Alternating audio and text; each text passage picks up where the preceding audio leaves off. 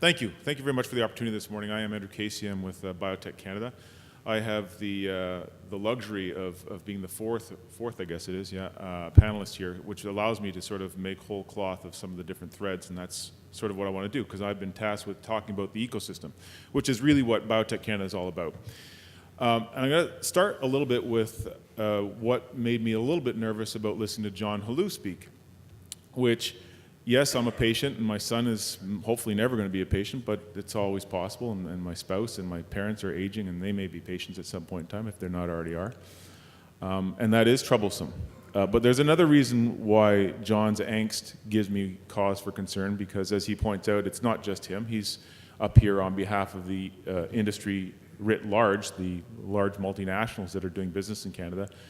And his angst really gives me concern for a whole other reason, because when you look at Biotech Canada and the ecosystem that it is a bunch of different components, of which Pfizer and other companies like Pfizer are one part. The industry has fundamentally changed. I'm a Montreal native, and so I'm going to pick on John's company a little bit here. In the sense that that's what I know. I know Montreal. I know driving the Trans-Canada and driving past those operations that they used to be there. They used to have head offices, and in behind that was an R&D facility, and over off to the side was a manufacturing facility. And then you had people spread across the country. Big operations, everything happening in-house. That is not the case anymore. It's not a Canadian phenomenon, it's a global phenomenon. These companies are retrenching, they're finding new ways to do business, new ways of pipeline replenishment, and that requires another way of drug discovery. And that's where the ecosystem comes into play in Canada. And so what is the Canadian ecosystem? Well, if you look at Biotech Canada's membership, we've got 240 member companies. It's a broad mix of companies. About 15% of them are the large multinationals, the Pfizers, the Mercks, the Novartis, you name them. They're all pretty much part of the association. But they're only about 15% of the members. The rest of the companies are the small pre-commercials that Brian was referring to. Those companies that have a discovery out of a university, they're trying to commercialize it, take it forward, they're looking for partners, they're looking for investors. And what is it they're trying to do? Well, they're trying to solve a problem, a challenge that we've got globally, which is the world's moving to 9 billion people, and we know what that's going to entail. We've got to learn to live our lives differently, we've got to mitigate against our impact on this planet. But we also have to live with a changed climate. Whether or not whether you believe in global warming or not, the reality is that our climate, our environment has changed. And so we're seeing new diseases, new afflictions impacting populations around the world. You see more of that happening if you look at the emerging, quote-unquote, emerging companies of China, countries of China, economies of China. I don't think China can be called emerging anymore, but what you see in those countries is as they move into greater economic wealth, their middle class grows, they move from a farm and a sustenance kind of existence into a world where they're going to look for the things that we've had for many, many years. And that includes the Western-style diet. So we're seeing all sorts of the same diseases and cancers and all the Honda diseases, hypertension, obesity, diabetes, asthma, all those things that we've sort of been dealing with here in the modern developed world are now coming into play there. But we're also not immune in Canada. We've got our aging population. We're seeing cancers here that we've not seen before. Obviously, rare diseases. We know that there's about 7,000 out there. We've only tapped into a small part of that. All of that is coming to play. So what does that represent? Well, that represents obviously an enormous challenge in terms of finding solutions for those problems. But in our world at Biotech Canada, we see that as the enormous opportunity. As John and his colleagues will tell you, Canada represents about 2% of the global marketplace. There's a lot of market out there for these drugs, and as Brian points out, that's probably what they look at. They're not looking at the Canadian marketplace per se, they're looking at that global marketplace. Enormous opportunity, and we've got a long history in Canada of developing innovation successfully when you look back to the early days of insulin, carrying it right through to a whole bunch of other innovations. And when you look into Biotech Canada, the members, and some of what they're working on, it's absolutely phenomenal. When I first took the job, I went out across the country and met with a number of the smaller companies just to figure out what they were doing. And I'd fall in love with every single one of the companies because they tell you what they're working on, and you're sort of thinking, well, that's it, ALS is done, cancer is done. It feels phenomenal. I'll give you an example. There's a company called Kairos out in Vancouver. They've taken a protein out of malaria, the malaria disease, and they're using that to attack cancer. We've got a company in Quebec City that's growing vaccines in tobacco leaves. You hear the kind of the stories and what they're working on, they're phenomenal. But as Brian will be the first one to tell you, this requires an enormous amount of investment capital to sort of take that innovation from what's just essentially a good idea and move it into the commercial phase. And that's one of the key challenges our member companies have, is trying to find that investment capital. And the investment comes in a couple of forms. One is in the sort of big partners like you have with Bloom Burton and other VCs, other investors. Problem we have with them is they're a global tourist. They're roaming around the world looking for places to invest. And Canada's great. We've got all sorts of wonderful innovation, but there's innovation coming out of all other parts of the world. They're doing great things as well. So Canada has to stay as competitive as it possibly can with other jurisdictions that also have those innovations. The global tourist, the investor tourist, is roaming around looking for its place to stay, to invest, where it's going to feel safe, secure, get a nice return on its investment. So Canada has to sort of look itself a little bit like a hotel would. And if you stayed at a hotel last night like I did, you were probably provided a few things, whether it was free Wi-Fi, a little bit of chocolate on the pillow, turn-down service, free breakfast, whatever it was. Those hotels are trying to lure that tourist to stay at that hotel.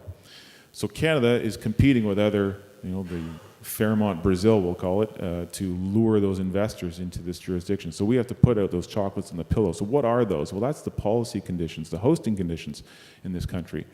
It's how do we treat our intellectual property, our taxation system. But then the other key part of it, of course, is the part that John talks about, is market access. And because another part of the investment structure is not only the Bloom Burtons and the other venture capitalists, but it's also the large pharma. They have to be seen to be part of this process. They have to be a partner. And if they're not happy here, and that's when I hear John and his angst, if they're not here successful and healthy, they're not here to partner with the innovators that are coming out of the Biotech Canada membership and more broadly. So it's an important part of tying it all together, and I don't think everybody fully understands it. I certainly know that policymakers don't really understand that connection, and certainly when we sit down and look at those tables of CADTH and others and sitting down with the provinces, it's not well understood. And I'm going to leave you with two examples to sort of underscore that. Kairos, the one I referred to before, which is taking that malaria protein and attacking cancer, they come out of Vancouver. They were sort of quote-unquote incubated in CDRD, which is the Center for Drug Research and Development.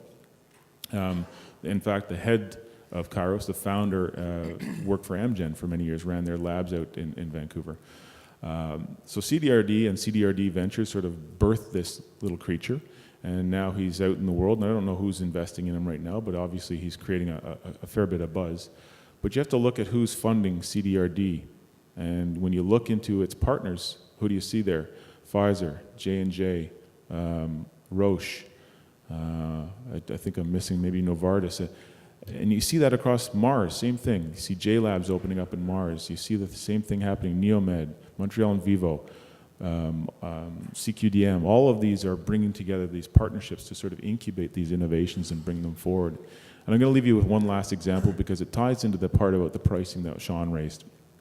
And that is, I spoke yesterday morning to a group of about 200 regulators out of Health Canada. A great opportunity given sort of the turning of the clock and turning of the page in Ottawa. And a presenter just before me from the CHEO, which is Ottawa's Sick Kids Hospital, spoke of a company called Clementia. And Clementia is bringing forth an enzyme replacement therapy for a rare bone disease in children. And he was talking at great lengths about what a phenomenal innovation this is. And you could tell the eyes were sort of lighting up, listening to it. And he put up the classic slides with where you show the picture before and after, and what a great innovation this is.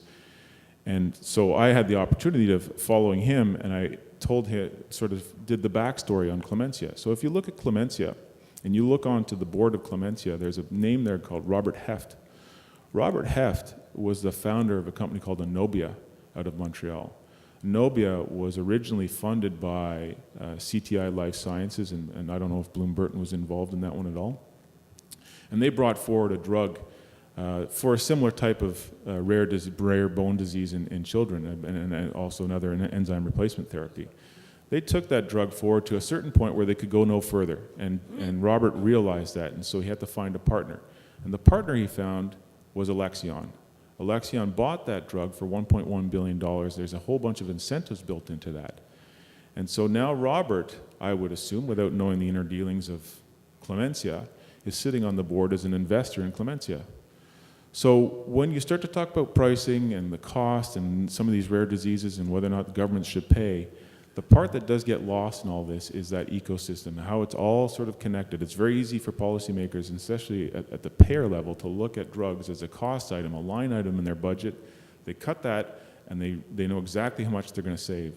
But when they do that, they miss out on all the other parts of it that come into play that are impacted by that one little cut. And that's the part, when I listen to John talk, that really gets me worried, when he's not happy about being here in Canada and what a struggle it is.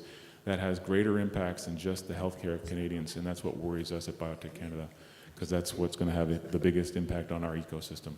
I'll leave it at that. Thank you.